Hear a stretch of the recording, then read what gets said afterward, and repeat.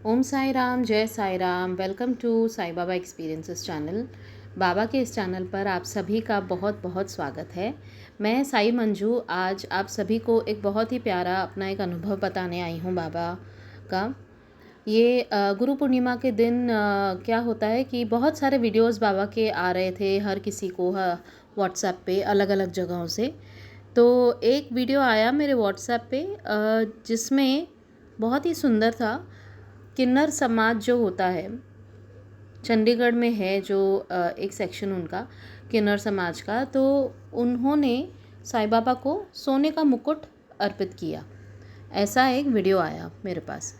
तो मैं इतना इमोशनली मूव हो गई वो देखकर, एंड आई वाज लाइक बाबा सच में हम तो जिस सेक्शन के बारे में सोचते भी नहीं है, सोसाइटी का जो सेक्शन है, उनका जो समाज है, हम उनके बारे में इतना सोचते भी नहीं है, लेकिन आपके लिए तो आपके सारे बच्चे हम सब बच्चे ही हैं आपके, और सारे बच्चे एक समान हैं। तो बाबा कैसे मतलब हर एक को अपनी तरफ कर लेते हैं और अपना बच्चा बना लेते हैं, तो वो देखकर मुझे बहुत अच्छा लगा। एंड मैंने वो वाला वीडियो ना जो मेरे साई मेरा विश्वास जो बाबा का इंस्टा हैंडल है, जिस पे मैं पोस्ट डालती हूँ, मैंने गुरु पूर्णिमा की शाम को उस पे वो पोस्ट डाला, वही वीडियो उस पे पोस्ट कर दिया। तो बाबा की कृपा से वो वीडियो को बहुत व्यूज़ मिले, मतलब जनरली जितने मिलते हैं बाकी वीडियोस को, उससे कहीं ज़्यादा व्यूज़ वो वीडियो को मिल रहे हैं। एंड उसका कैप्शन भी मैंने रखा था कि बाबा सबके हैं। एंड इतना सुंदर वीडियो था। फिर क्या देखिए कैसे होता है ना, हम बोलते हैं ना कि यूनिवर्स टॉक्स टू अस, बाबा टॉक्स टू अस, कि अगर एक कोई चीज़ बाबा ने करवानी होती है तो बाबा कैसे उसके कनेक्ट द डॉट्स करते हैं। अभी ये वीडियो मैंने देखा एक दिन, और ये था व्हाट्सएप पे, मैंने डाला इंस्टा पे। अगले दिन मैं अपने फेसबुक प्रोफाइल पे गई, एंड वहाँ पर मैंने देखा एक वीडियो जहाँ पर एक यूट्यूबर जो रणवीर अलाहाबादिया हैं, वो यूट्यूबर है, लेकिन उनका फेसबुक हैंडल फेसबुक पे वो वीडियो था। एंड उसमें वो एक किन्नर को इंटरव्यू कर रहे थे। एंड वो इंटरव्यू में वो जो किन्नर हैं वो बता रहे थे कि LGBTQI, जो इनको इन समाज के लिए कहा जाता है कि ये LGBTQI इस सेक्शन से हैं, तो वो उसका फुल फॉर्म बता रहे थे वो किन्नर। तो मुझे बड़ा इंटरेस्टिंग लगा, मैंने बोला चलो सुनती हूँ कि क्या बोल रहे हैं। तो वो वीडियो देखते देखते उन्होंने फिर उसका फुल फॉर्म बता के एक स्टोरी सुनाई जो बहुत इंटरेस्टिंग थी, और मैंने सोचा कि मैं आप सभी से शेयर करती हूँ। कि वो बताए कि एक बार जब बहुत पहले श्री राम जब वनवास जा रहे थे, तब वो जगह जगह रुक रुक के जा रहे थे अपने, एक एक मतलब कहीं कहीं जैसे स्टॉप करते हैं वैसे एक गांव में वो रुके। तो वो गांव वाले ना श्री राम से मिलने आए और बोले कि हमें आपकी पूजा करनी है और हमें आपसे मिलना था। तो श्री राम बोले कि अभी मैं जा रहा हूँ, मैं जब वापस आऊँगा वनवास से तब मैं यहाँ पर रुक के आप सभी से मिलूँगा। तो उन्होंने ऐसा कहा कि जितने भी माता पिता हैं, भाई बहन हैं, आप चले जाइए अपने अपने घर, और जब मैं वापस आऊँगा तब मैं मिलूँगा। तो वो सब चले गए। और फिर जब श्री राम वापस आए 14 साल के बाद उसी गांव में, जब वो रुके उनसे मिलने के लिए उन लोगों से, तो उन्होंने देखा कि एक सेक्शन, एक वही लोगों का मतलब वही गांव वालों में से एक सेक्शन वहीं 14 सालों से रुका हुआ है। तो वो बहुत हैरान हो गए और बोले उन लोगों को कि आप लोग यहाँ क्यों रुके, मैंने तो कहा था आप सबसे कि आप जाइए अपने अपने घर पे और मैं वापसी में मिलूँगा आप सभी से। तो वो लोग बोले कि आपने माता पिता भाई बहन ऐसे बोला था, लेकिन हम तो ना माता है ना पिता है ना भाई है ना बहन है, हम तो किन्नर समाज के हैं। तो इसीलिए हमने सोचा हम कैसे जा सकते हैं जब आपने हमसे कहा नहीं, तो इसलिए हम यहीं पे रुक गए। 14 साल से हम यहीं रुके हैं कि आप आएंगे और आपसे हम मिलेंगे फिर। तो भगवान श्री राम इतना प्रसन्न हुए उनके ऊपर कि उन्होंने उनको आशीर्वाद दिया कि आज के बाद जब भी कोई खुशी का मौका होगा तो आप लोगों को बुलाया जाएगा और आप लोगों से ब्लेसिंग्स मिलेंगी उनको। ये मैं आपको ब्लेसिंग देता हूँ कि आपकी लगी हुई दुआ कभी खाली नहीं जाएगी। तो इसीलिए जब भी कोई शादी होती है या बच्चा होता है, अच्छा कोई मौका होता है, तो किन्नर समाज के इन लोगों को रिस्पेक्टफुली बुलाया जाता है और उनसे ब्लेसिंग्स मांगी जाती हैं।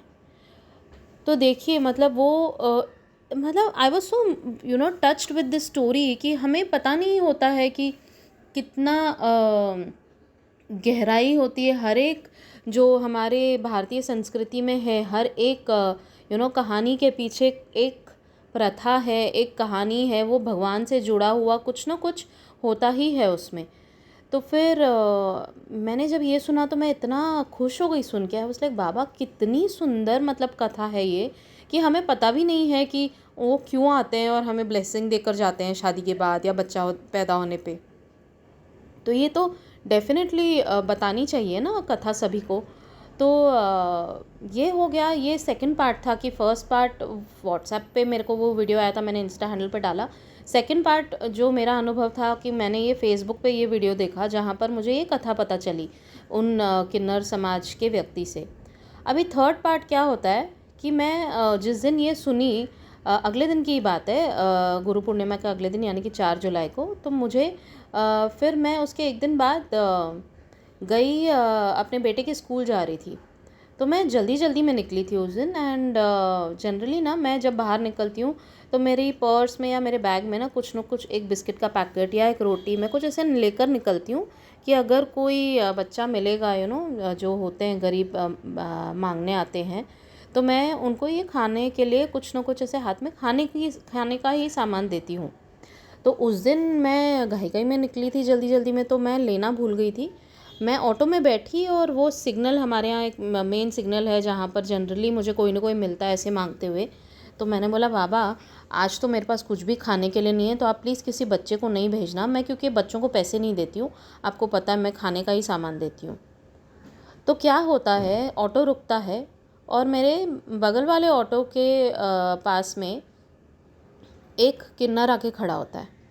एंड मैं उसको देख के I was like Baba this is universal science, कि आप क्या क्या दिखाना चाह रहे हो, क्या कर रहे हो आप।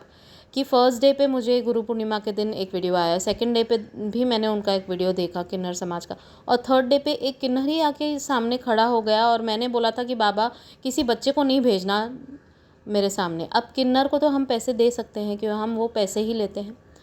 तो मैंने बोला बाबा कि आपने वो ऑटो के वहाँ वो खड़े हैं, आप अगर आप उनको यहाँ भेजेंगे तो मैं ज़रूर फिर पैसे दूंगी उनको। तो वो ऑटो वाले में जो बंदा बैठा हुआ था पैसेंजर, उसने उसको कुछ नहीं दिया, तो वो मेरे पास आए। तो मैंने उनको पैसे निकाल के दिए एंड उन्होंने मेरे सर पे हाथ रख के ब्लेस किया और वो चले गए। और फिर जाने क्यों, जैसे होता है ना, हम बाबा के बच्चे हैं, हम हर एक में बाबा को ही देखते हैं। तो मैंने भी बाबा को बोला बाबा वो आप थे क्या जो ब्लेस करके गए मुझे, और अगर ऐसा था तो मैं अभी इंस्टा खोल रही हूँ, मुझे पहला पहला पोस्ट में आपका जवाब चाहिए। तो बाबा इतने स्वीट है ना, मैं आपको क्या बताऊँ।